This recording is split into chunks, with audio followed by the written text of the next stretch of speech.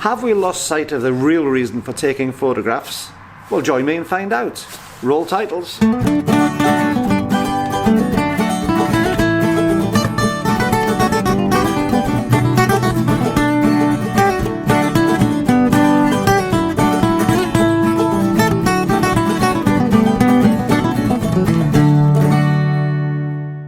Well, hi YouTube, Brian James, that Micro Four Thirds guy with you once again, and today I'm inside sitting in the Witch's Hat in Brampton. And if you don't know what the Witch's Hat is, then there's a link up above to a video I did about it a while ago. It's what they call a folly, and it's a really interesting building, so check out the link above.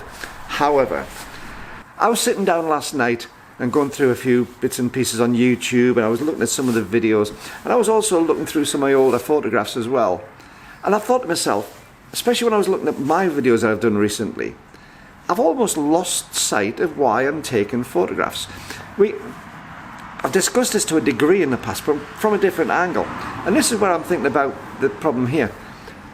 The gear seems to have taken prominence over everything we do photography-wise. When I look at the comments below, and if you haven't commented, by the way, please leave comments. I love reading your comments, good and bad. I take on the nose an awful lot of the criticisms, but I also like to see the support ones as well.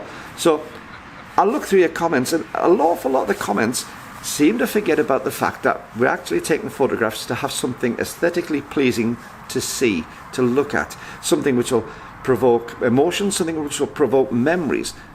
But we talk about the gear, and I'm as guilty as anybody else, if not more so than most, because obviously I'm doing reviews on some of the gear, and I do have a fascination for gear. I am a technical sort of person. I come from an engineering background, and I do find the technical side absolutely fascinating. And there's sort of three parts to photography when it comes to the photography. There's the totally creative side, which is image itself. There's the total technical side as to how the camera works, and the physical side of what happens with the shutter, or how you take the data off the camera, and all those sort of things. But there's also a sort of intermediary where the technical and the creative merge, where you work technical techniques out to achieve a creative image. And it's that part, I think, which is that grey area which we fall into, then fall off almost one side or the other onto an extreme. And I actually think the middle ground is probably the most important, because if you understand the technical side to be able to take a good photograph, then it's going to give the ability to do the creativity by having that technical balance, by having that technical boost behind you, if you like. That's why we always get photographers being told on these videos, take your camera out, use it, learn what all the buttons are, learn what all the bits and pieces are, ignore what you don't use and concentrate on what you do. And that's the sort of crossover area, because that will give you the ability to be creative. However, I think it's almost a balancing act on top of a ball, and you can either fall totally creative, in which case you can get silly creative, kind of creativity, but you don't necessarily know how to create the photographs. Or you can fall the other way, where everything is dependent on the figures, on the stats, on what it's made of, what the camera's made of, whether it's plastic or whether it's metal. It depends on what the buttons feel like, whether they click or whether they don't, whether there's a little button to lock the function button, all these sort of silly things, what sort of SD card it can have. They are important, don't get me wrong, they are the things which actually allow the camera to function. But I do feel that we've lost sight of the reason for taking the photographs, which is for the creativity side to come through. Now, I don't know what you feel. As I say, leave a comment below, but also when you're down there, don't forget to hit the subscribe and give me a big thumbs up, because this really does help YouTube's algorithms to spread these videos so more and more people can see them. And it helps me as well, because it gets the videos seen so that I can actually put my message across. But what do you think? Because I really do feel that we spend far too much time on the technical side. I go through spec sheets before I do any of my videos, and a lot of the time I'll just reject what I see because it's there. And a lot of the time when I'm doing videos, I'm reading specs out which really I'm not interested in, and I don't believe that most people who are using the equipment to take photographs are either. I can go around and tell you that it's got so many lenses in so many groups. What do we really need that for? Because I've never stood there when I've looked at a subject, whether it be a portrait of somebody, or whether I've been photographing a building, or whether I've been photographing an object for a commercial shoot.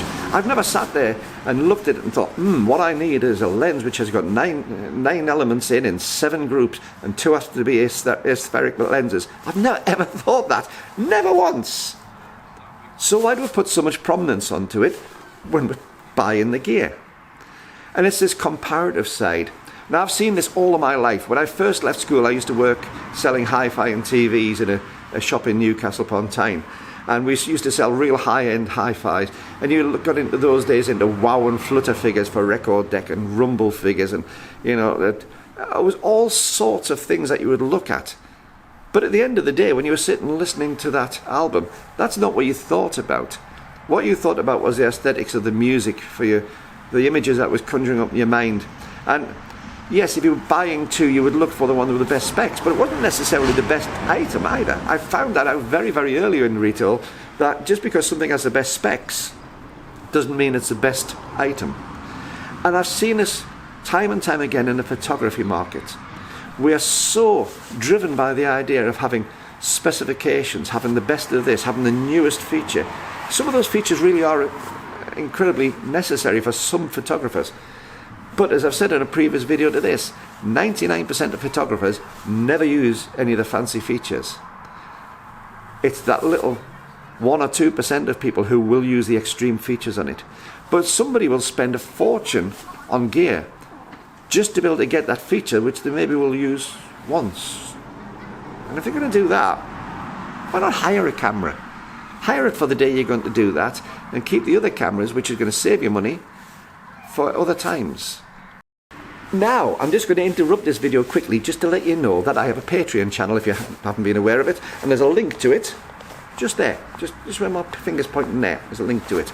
And on that, if you become a patron of the channel, there's 3 different levels, and you can get extra little bits and pieces from being a patron, which other people won't necessarily see or be part of, or at least you can have first shots of some of the videos I'm putting up.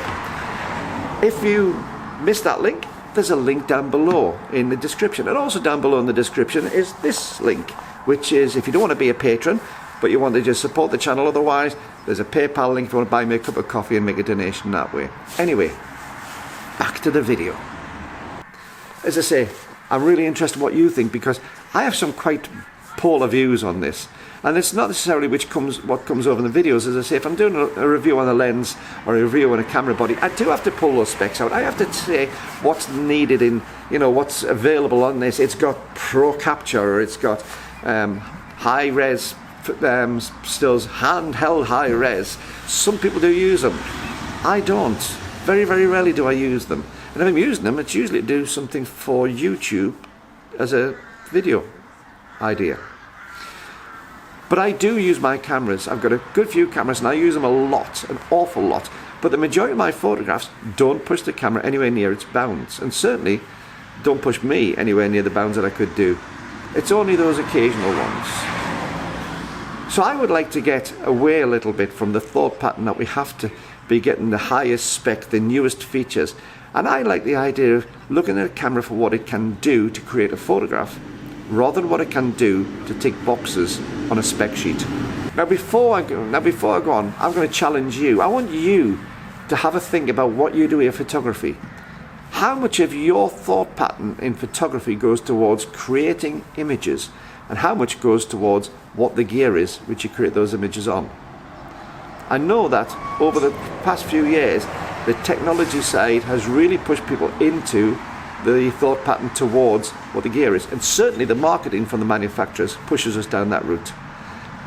I've been looking online as well and buy myself a little Lumix G2. I can get a little Lumix G2 in top class condition with a couple of thousand shots for what, about £60 UK, £60-70 UK second hand. These are old cameras. It's only a 12.1 megapixel sensor.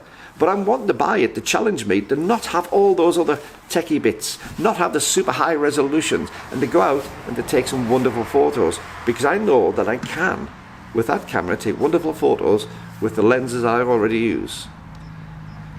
So I want you to challenge yourself, as I say. Work out, do you take photographs for the sake of the image, or do you take photographs because the technology interests you and excites you?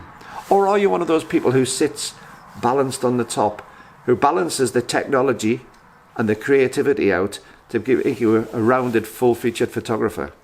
Because that's where I want to be. Don't always achieve it, but that's where I want to be. Anyway, till the next time, keep on taking your camera out. Keep on having fun with your photography, whether you're clicking it for the sound of the clicks, clicking it for the technology behind it, or clicking it because you've got a fantastic image. So long as you're having fun with it, that's the main thing. See you next time. Bye-bye.